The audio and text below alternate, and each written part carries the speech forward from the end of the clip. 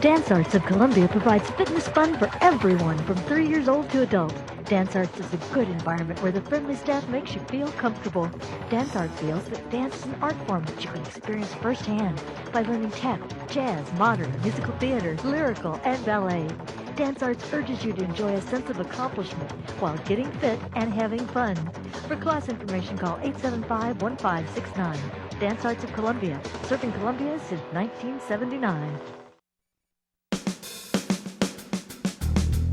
Good morning and welcome to Radio Friends. This is Monday, it's June 30th, and we've got two guests today. We're going to talk about eating right and weight loss. And actually, they both go hand in hand. The second way is a little more drastic. Let's start, first of all, though, with WENBO ZHAO.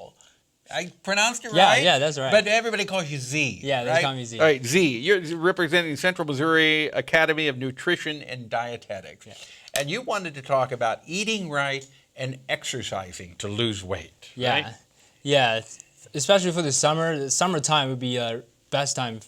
Most people think about losing weight in the summer. Right. So the best way is combine exercise and healthy diet together. Is the key to lose weight and also keep the weight off. Mm-hmm. So we don't want to gain back. Right. Back. Some people think that they can just go on a diet and not exercise.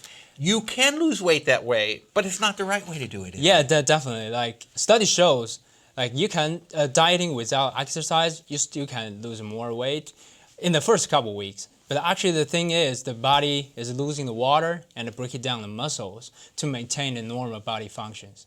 But when we're losing weight, we don't want to lose muscle. We want to lose fat. Is that right? Right. So this is where exercise comes through. So when you exercise, you're building that muscle and you're burning the fat. Yeah. Burning maintain calories, the muscle, burning fat. Yeah. Yeah. Okay.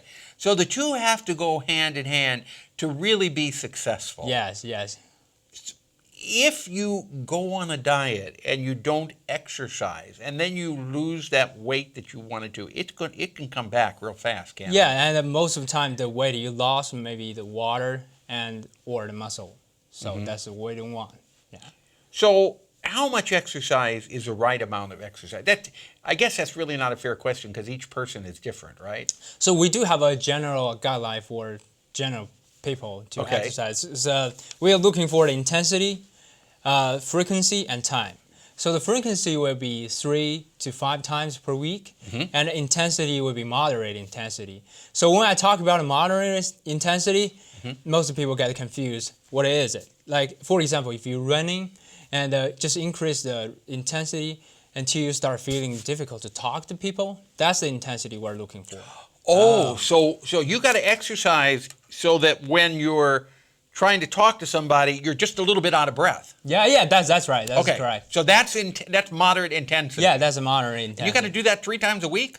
Yeah, you can. You can depends on what you are like physical condition. You can decrease or adjust it. But this is a general guideline for general people. Okay, yeah. But just staying active is so important. Yeah, it's more important. Getting out, mowing the grass, parking as far away as you can from the store, and walking instead of driving around for 20 minutes trying to get a spot close. Yeah, most people do that. So if people want more information on this, Z, what's a website they can go to? They definitely can go to eatright.org, and there are a lot of like healthy diet guidelines you can looking for, and also some exercise tips you can learn from. Okay, all right. Thank you so much for coming by. Thank you. Central Missouri Dietetic Central Missouri Academy of Nutrition and Dietetics. You guys changed your names. Appreciate it. Thank you, Z. Thank you. Now we turn to a doctor over here on the same subject about losing weight, and we have Dr. KEVIN Suttmoeller from MU Healthcare. Good to have you here, Hello. Doctor.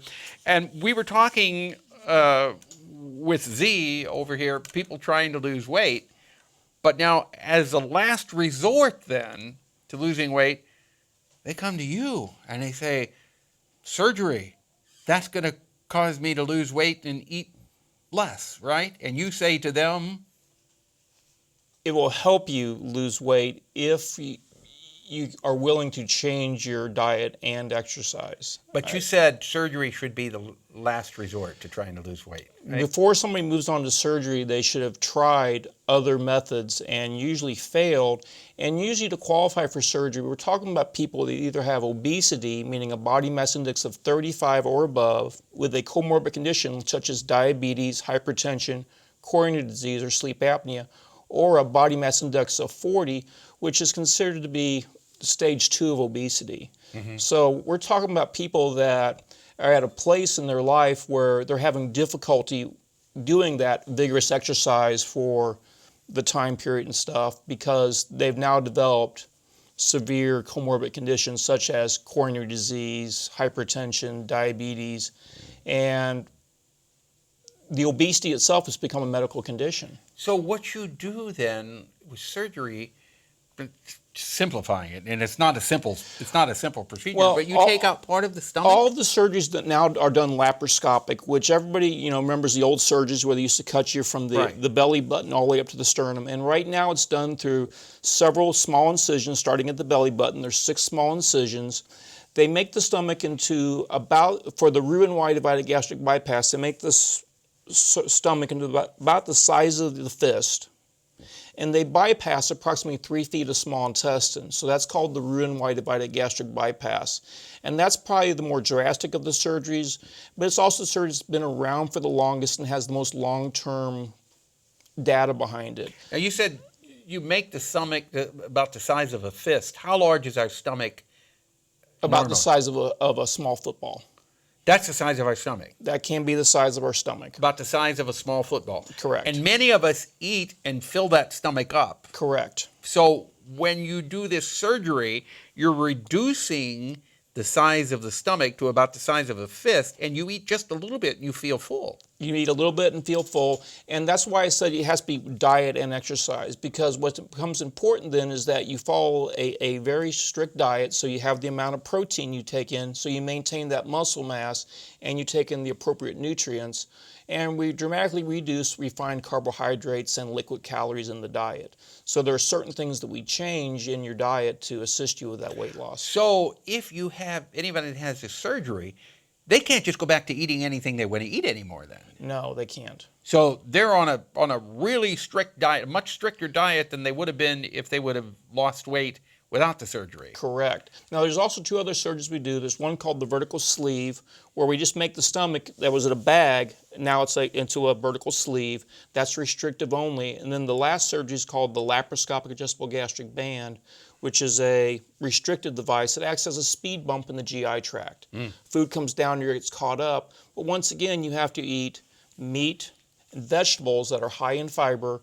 So once again, that's a good, healthy diet. Right. If people want more information, they can check it out online, or is there a phone number they can call? The phone number is 882-5673 or 882-LOSE. All right. Thank you very much, Doctor. It's a pleasure talking with you. And Z, thank you for coming by. Thank you. 2 separate ways to lose weight.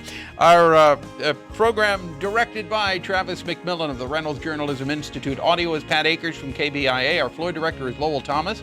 And our assistant producer and guest coordinator, Uncle James Mauser. Bye-bye.